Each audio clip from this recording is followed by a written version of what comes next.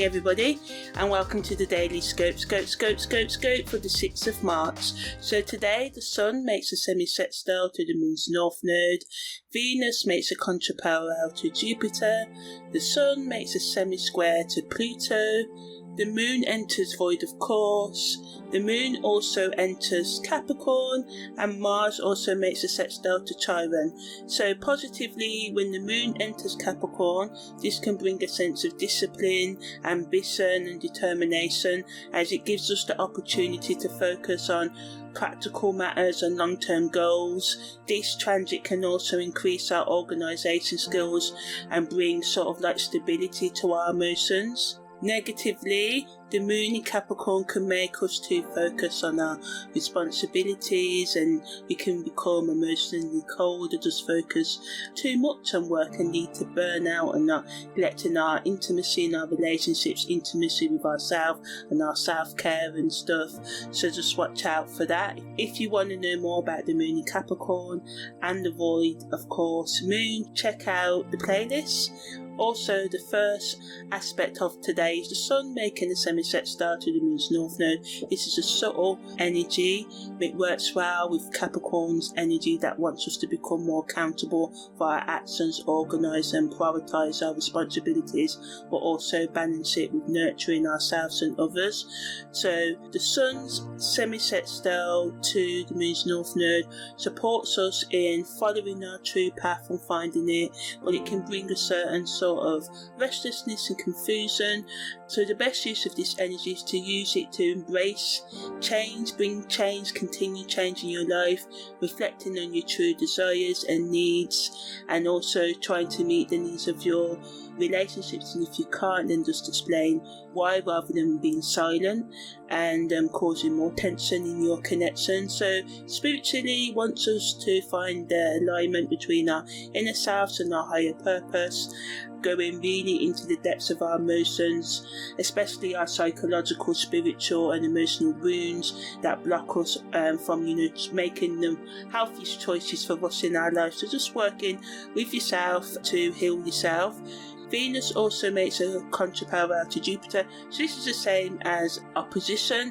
So again, it can make us be impractical and excessive, overspend, overeat, over drink alcohol, drugs, and just do everything to excess right now as well, kind of disrupting that Capricorn energy that's allowing us to be practical. So the best use of this energy is to embrace our passions, take a risk share, but make sure it's calculated, and just use it to sort of like express yourself in the realms of your own inner creativity, healing, love. Also good for finances as well. So if you know what you're doing in the stock market and stuff, good for that, good for reevaluating your savings and stuff like that as well.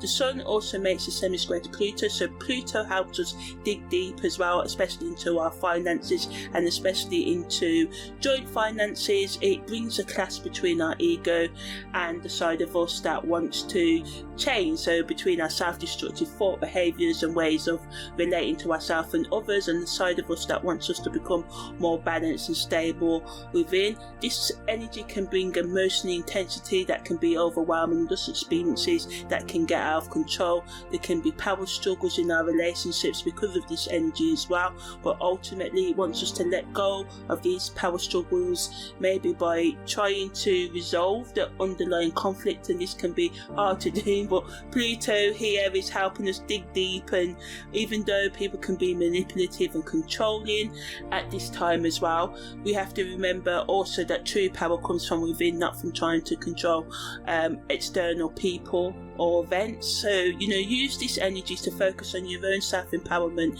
healing and self-mastery, and writing down your biggest barriers to your own personal growth and what things you need to change within yourself rather than trying to change others. So this energy just really helps us dig deep. It can cause conflict, but try and compromise, listen to others, providing an active listening space, safe space for you guys to work it out.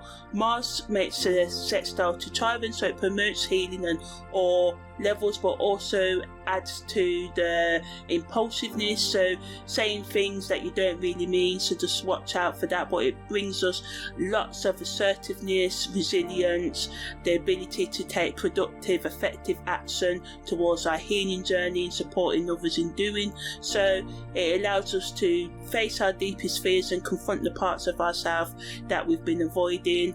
Although it can be challenging and uncomfortable, as it requires us to step out of our comfort zones, the best use of this energy is to use it to just heal and listen and try and respect other people's boundaries while enforcing your own, and just really being gentle with yourself and others, having empathy, being open, more to forgiving, not forgetting, because this is what most people get it wrong. When we forget, we let the same people do the same stuff over and over again. Insanity, that's what it is, doing the same thing, expecting different results.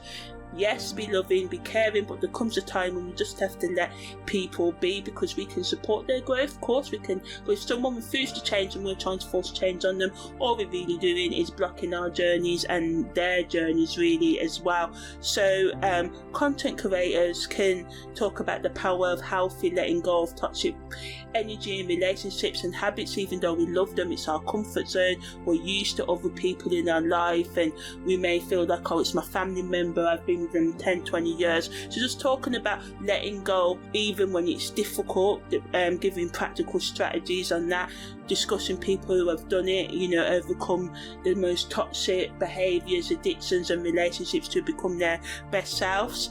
Also giving tips on how we can build healthier relationships, starting with the one we need to have with our own selves, giving tips on self-care practices, how we can become more productive, take more accountability for ourselves, and build more organisation into our life as well.